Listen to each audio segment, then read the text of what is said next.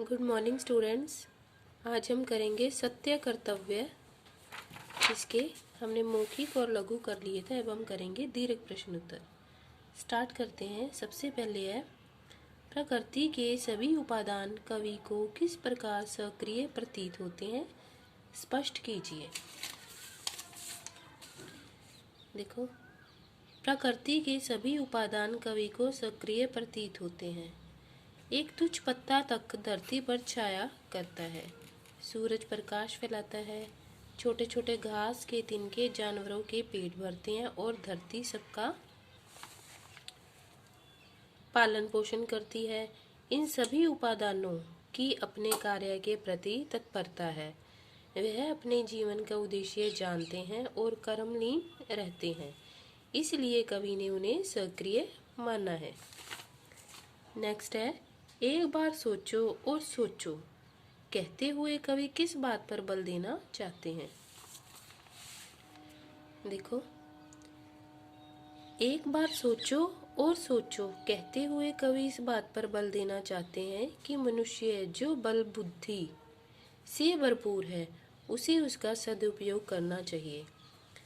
मानव जीवन निरुद्देश्य नहीं होना चाहिए, उसे अपना कर्तव्य पूरा करना चाहिए तथा देश जाति की भलाई करनी चाहिए।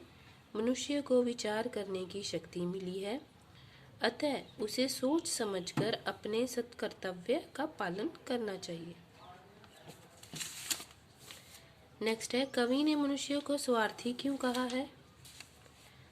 देखो, कवि ने मनुष्य को स्वार्थी इसलिए कहा है क्योंकि मनुष्य मात्र अपने सुख दुख के बारे में ही सोचता रहता है और अपने ही सुख साधनों को एकत्र करने में ही लगा रहता है। वह सदा अपने ही हित की पूर्ति करता है, दूसरों के दुख दर्द व हित के बारे में नहीं सोचता। वह अपने अधिकार की मांग करता है और अपना कर्तव्य भूल जाता है। जिस देश का अन्न जल ग्रहण कर मानव विकसित होता है, उसी जन्मभूमि हेतु मनुष्य स्वयं कुछ नहीं करता। यह उसके स्वार्थी प्रवृत्ति की पराकाष्ठा है। नेक्स्ट है, कवि ने मनुष्य के मेधा बल की क्या विशेषताएं बताई हैं। देखिए, कवि ने मनुष्य के मेधा बल की विशेषताएं बताते हुए कहा है कि वह इससे कई जटिल समस्याओं और प्रश्नों को हल कर लेता है। वह उचित अनुचित का अंतर कर सकता है, अपने कर्तव्य अकर्तव्य को समझ सकता है तथा कठिनाइयों पर विजय पा सकता है। ये था आपका घ प्रश्न का उत्तर। नेक्स्ट है और लास्ट है, सत्कर्तव्य क्या है, शीर्षक की सार्थकता प्रमाणित कीजिए। देखिए, सत्कर्तव्य का अर्थ है सच्चा और सत्य कर्तव्य। मनुष्य का सत्कर्तव्य है कि देश जाति के प्रति अपने सच्चे कर्मों के साथ ऋण मुक्त हो। जिस देश की धरती ने उसे पाला पोसा है, उसके उत्थान के लिए अपना सर्वस्व न्यौछावर कर देना ही मनुष्य का प्रथम सत्कर्तव्य है। हीन और तुच्छ समझे जाने वाले उपादान भी अपने कर्तव्यों का लगन से पालन करते हैं।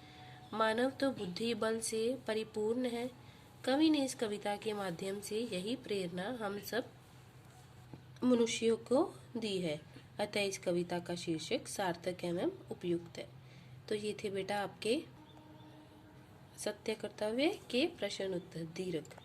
ओके, तो बेटा प्लीज़ आप चैनल को सब्सक्राइब करना मत भूलना। Okay, thank you.